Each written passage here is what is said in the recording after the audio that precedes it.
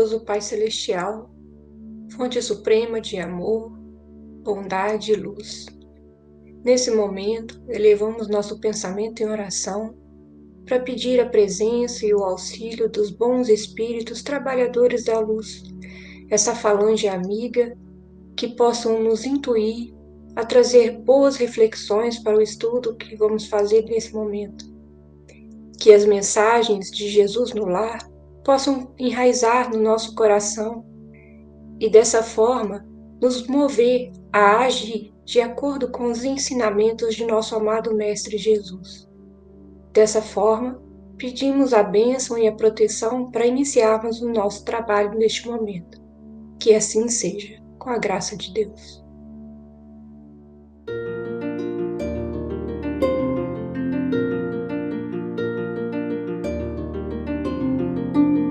O argumento justo. A noite em casa de Simão transparecia um véu de tristeza na maioria dos semblantes. Tadeu e André, atacados horas antes nas margens do lago por alguns malfeitores, viram-se constrangidos à reação apressada. Não surgira consequência grave, mas sentiam-se ambos atormentados e irritadiços. Quando Jesus começou a falar acerca da glória reservada aos bons, os dois discípulos deixaram transparecer, através do pranto discreto, a amargura que lhes dominava a alma, e não podendo conter-se, Tadeu clamou aflito: Senhor, aspiro sinceramente a servir a boa nova. Contudo, sou portador de um coração indisciplinado e ingrato. Ouço, contrito, as explanações do Evangelho. Lá fora, porém, no trato com o mundo, não passo de um espírito renitente no mal. Lamento, mas como trabalhar em favor da humanidade nessas condições? Embargando-se-lhe a voz, adiantou-se André, alegando choroso: Mestre, que será de mim?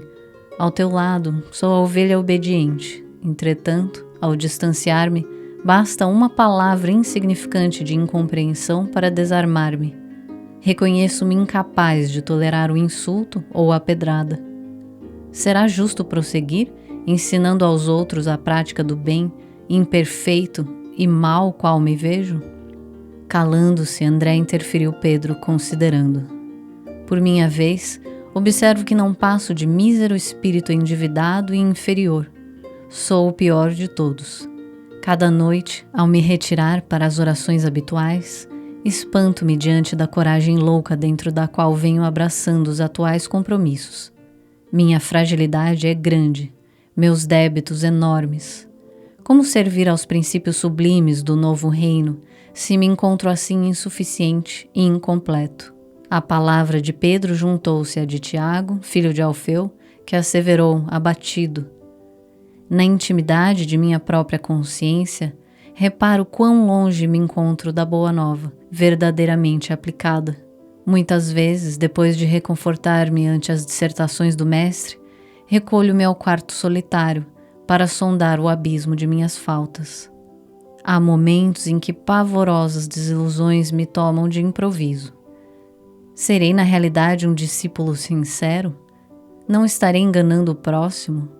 Tortura-me a incerteza. Quem sabe se não passo de reles mistificador? Outras vozes se fizeram ouvir no ambiente, desalentadas e cheias de amargura. Jesus, porém, após assinalar as opiniões ali enunciadas, entre o desânimo e o desapontamento, sorriu, tocado de bom humor, e esclareceu: Em verdade, o paraíso que sonhamos ainda vem muito longe, e não vejo aqui nenhum companheiro alado. A meu parecer, os anjos, na indumentária celeste, ainda não encontram domicílio no chão áspero e escuro em que pisamos. Somos aprendizes do bem a caminho do Pai, e não devemos menoscabar a bendita oportunidade de crescer para Ele, no mesmo impulso da videira que se eleva para o céu depois de nascer no obscuro seio da terra, alastrando-se compassiva para transformar-se em vinho reconfortante, destinado à alegria de todos. Mas, se vocês se declaram fracos, devedores, endurecidos e maus, e não são os primeiros a trabalhar para se fazerem fortes, redimidos, dedicados e bons em favor da obra geral de salvação, não me parece que os anjos devam descer da glória do alto para substituir-nos no campo de lições da terra. O remédio, antes de tudo, se dirige ao doente, o ensino ao ignorante. De outro modo, penso, a boa nova de salvação se perderia por inadequada e inútil. As lágrimas dos discípulos transformaram-se em intenso rubor, a irradiar-se da fisionomia de todos, e uma oração sentida do amigo divino imprimiu ponto final ao assunto. Linda explanação essa aqui do capítulo 38, o argumento justo. Eu acho que o que chama bastante a atenção é que Jesus não desmentiu nada do que eles falaram. De fato, existe ali um reconhecimento de que há muita imperfeição ainda dentro de nós que precisa ser trabalhada. E isso, à época, acabava, assim como acontece ainda hoje, isso acabava incomodando os discípulos, né, que falavam assim, poxa, mas a gente prega tanto aqui a sua palavra, entende os reais benefícios de seguir no caminho do amor, da caridade, mas na hora de praticar é muito difícil, né? Que nós já praticamos lá atrás, não estavam muito condizentes com o que eu estudo hoje. E ainda o que eu sigo praticando muitas vezes, não está condizente com aquilo que eu estudo hoje. Então tem uma passagem aqui que o Tiago, ele comenta, né? Ele fala assim, recolho-me a quarto solitário para sondar o abismo de minhas faltas. Há momentos em que pavorosas desilusões me tomam de improviso. Serei, na realidade, um discípulo sincero?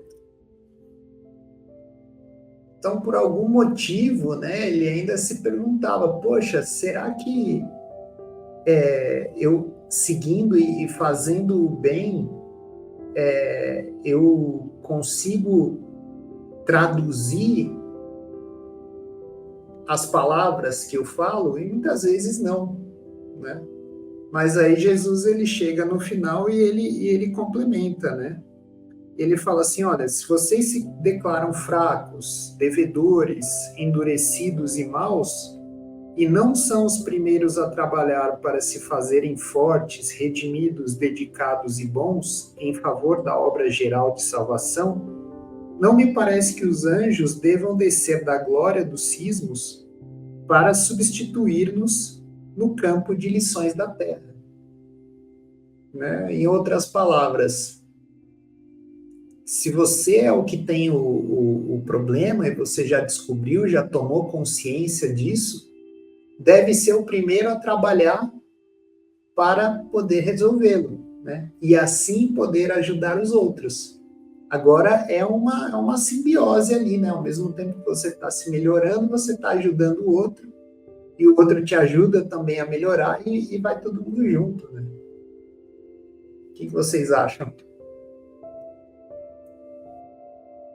Eu penso muito a palavra humildade, porque eu acho que eles, neste texto, a gente vê que eles tinham humildade para reconhecer que mesmo se estavam ao pé de Jesus e que tinham aqueles ensinamentos todos, que ainda as fraquezas eram grandes e ao mesmo tempo perguntavam, será que somos merecedores de dar o exemplo? Será que somos merecedores de sermos nós a levar a tua palavra? Será que eu acho que estamos todos, acho que somos todos um pouco disso. Eu acho que é um texto tão lindo, tão doce, tão recompensador, porque se a gente se puser naqueles discípulos um pouco, a gente diz, meu Deus, é verdade, a gente estamos a estudar, a gente estuda, a gente tenta, e tantas vezes ainda à noite, quando se deitamos, ou depois de uma situação que a gente atravessa, mais uma vez eu não fui capaz de me calar, ou de aconselhar, então eu acho que o passo está dado, e desde o momento que a gente sejamos capazes de realmente abrir os olhos dizendo, bom, eu quero mudar, como Jesus disse, nós devemos continuar, a gente sabe que estamos mal, então devemos fazer, porque não é porque a gente estamos a fazer que já está tudo feito, a gente temos é o progresso do dia a dia, do progresso da gente querer se transformar, e às vezes não é a gente só o querer já ajuda bastante, porque já motiva, já muda completamente a nossa energia, já muda a energia de só um bocadinho de maneira já dá muito, e a gente ainda somos muito pequenos para ver o quanto isso pode modificar, mas e no fim Jesus nos dá aquela esperança, mesmo se vocês erram, mesmo se vocês caem, vocês estão aqui para isso, nós estamos aqui, é nesse caminho, é por isso que vocês estão aqui, se vocês já fossem perfeitos não estariam aqui, então não há que desanimar, há que continuar e de se levantar cada vez, como o mentor diz muitas vezes, se vocês saírem do caminho, bem, retomem no caminho, faz tudo parte, e este texto é muito consolador, nos dando sermos capazes de reconhecer que erramos, que esforçamos todos os dias um pouco mais, e que mesmo se a gente ainda não chegou lá, pouco a pouco lá vai.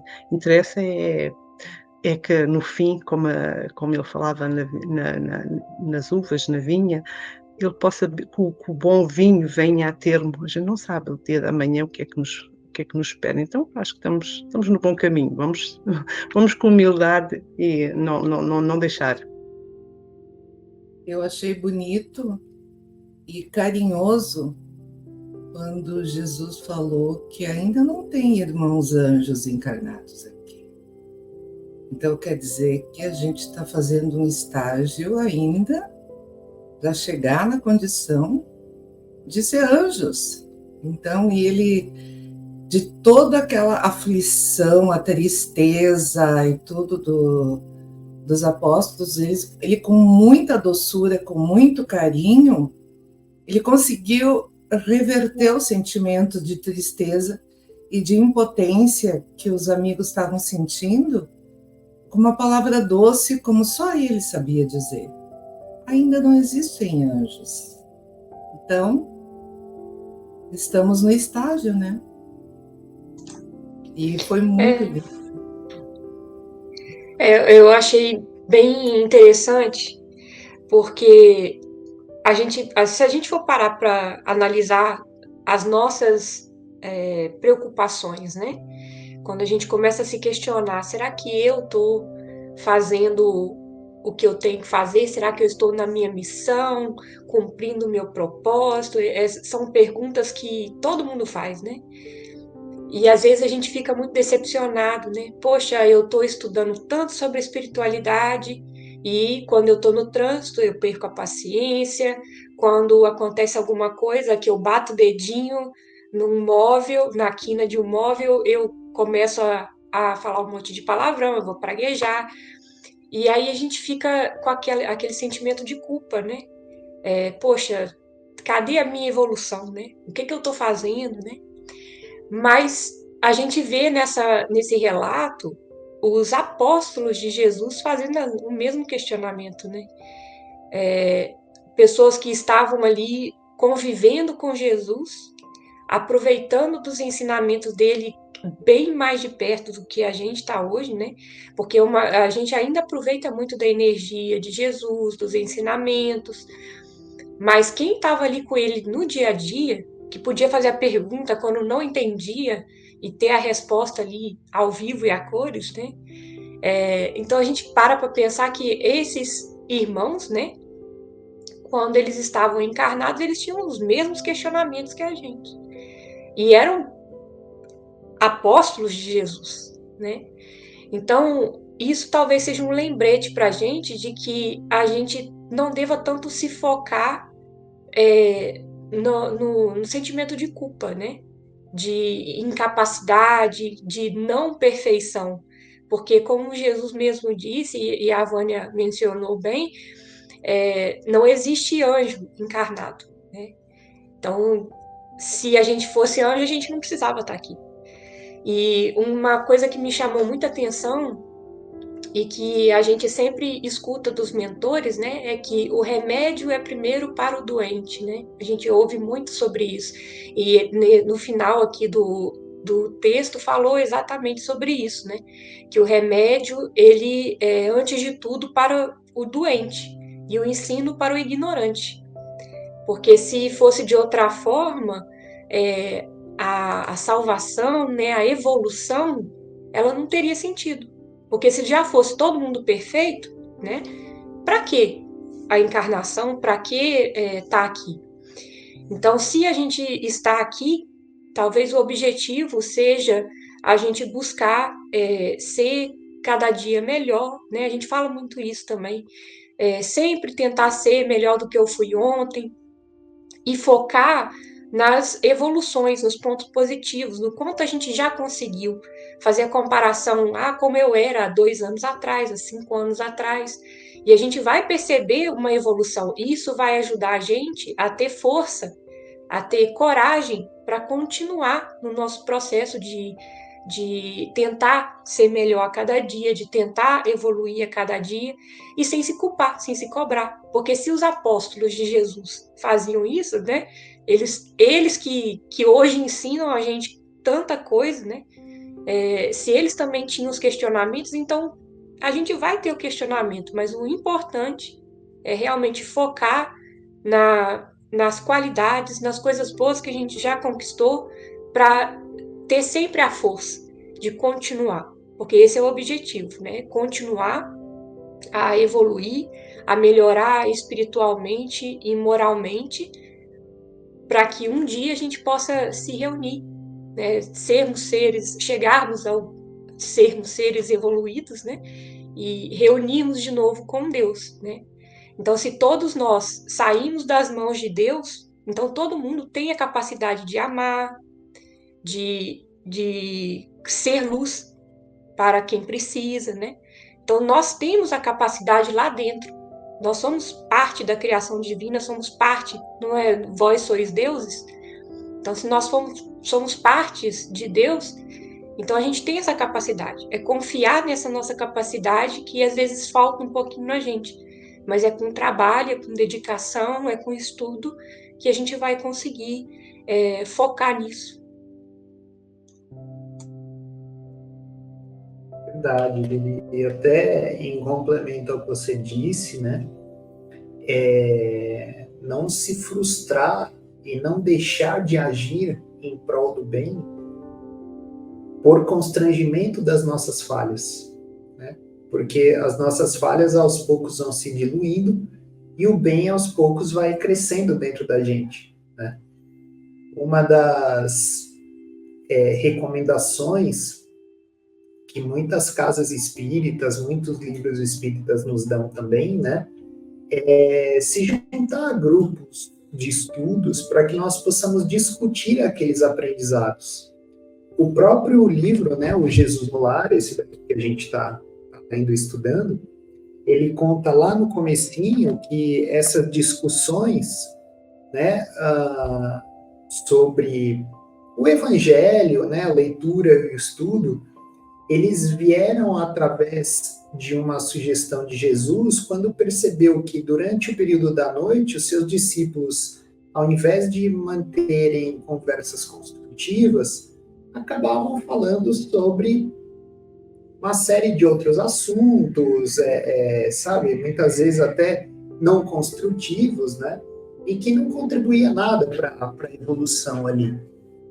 Então ele sugeriu, né, que fossem realizadas essas discussões, até o que deu início aí foi uma das origens do Evangelho no Lar, né, que a gente pratica. E por que nós discutimos o capítulo após a leitura? Porque muitas vezes não basta nós falarmos, não basta nós escutarmos de outro o que devemos, precisamos ou poderíamos fazer. Às vezes, somente nós falando para os outros e para nós mesmos, principalmente, é que nós nos damos conta daquilo que é necessário. Então, vários estudos mostram, né, em relação à retenção de memória, etc., que quando você ouve alguma coisa, você retém muito pouco. Quando você ensina alguma coisa, você retém muito. Então, a misericórdia divina, ela é perfeita até nesse sentido, né? Nos permite, nos dá aí o dom da comunicação, e todos têm isso, né? Nos dá a capacidade de discutirmos os assuntos, nos dá amigos que vêm e que conosco podem, então, conversar sobre esses assuntos e falarmos mais para nós mesmos do que para os outros. E a partir daí, irmos aprendendo e fazendo essa transmutação, né, da sombra para a luz. Porque no final do dia, nós somos responsáveis por nós mesmos. Interessante que você estava falando, estava me vindo na mente, assim, a referência, né, a ilustração, podemos dizer assim, de um diamante, né? O diamante, ele, quando é encontrado, ele não é aquela pedra bonita, né, lapidada, pronta para colocar ali numa joia.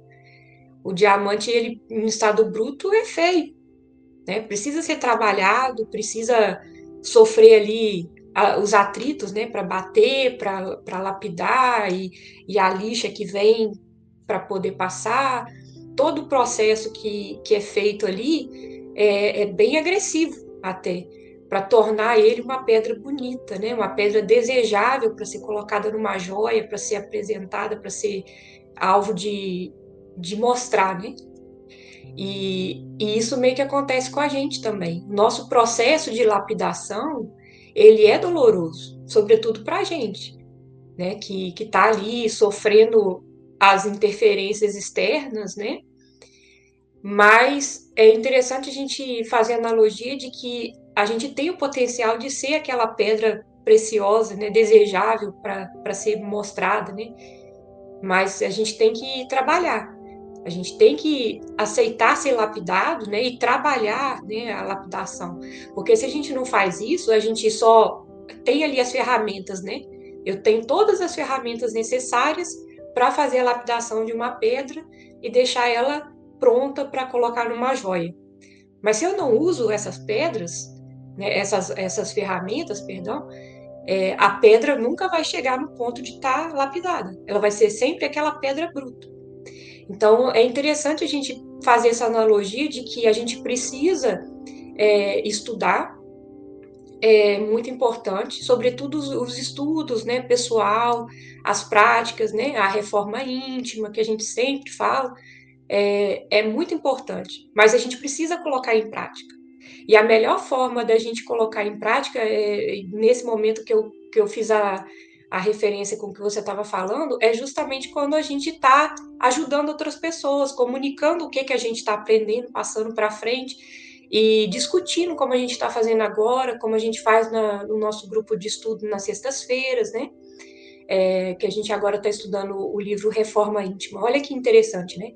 Discutindo, depois que a gente estuda um capítulo sobre o livro Reforma Íntima. É tudo que a gente está discutindo aqui, né? Como se lapidar, a gente vai estar usando as ferramentas, né? O livro, o grupo de estudo, as discussões, para a gente colocar em prática no dia a dia. Então fica mais fácil, às vezes, da gente identificar onde eu estou errando, né?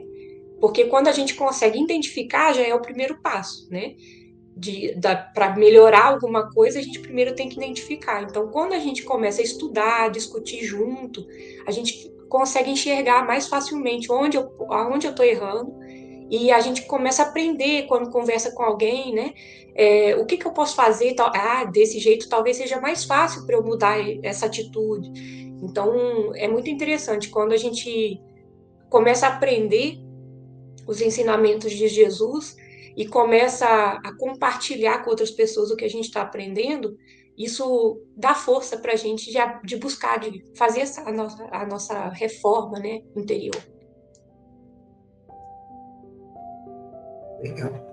Só acrescentar uma palavra, muitas vezes dizem, eu não estou pronta, eu não estou pronto, eu não sei ainda, mas não se atartar a isso, porque se a gente estiver sempre à espera de estar pronta, a gente nunca sabe tudo, e então não deixe de servir, porque pensar não estou pronta, porque o pouco que a pessoa possa ter, pode ser a pequena diferença que a outra procura.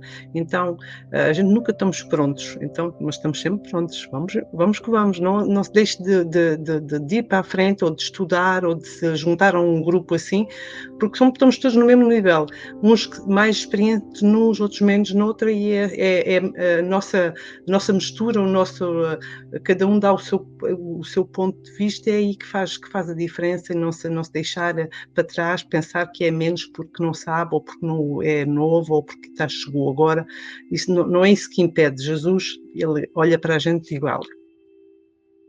Quantas vezes a gente escutou, confia mais em ti? Quando a gente duvida da gente mesmo, daí vem aquela vozinha e diz, confia em ti. E a gente não confia, né?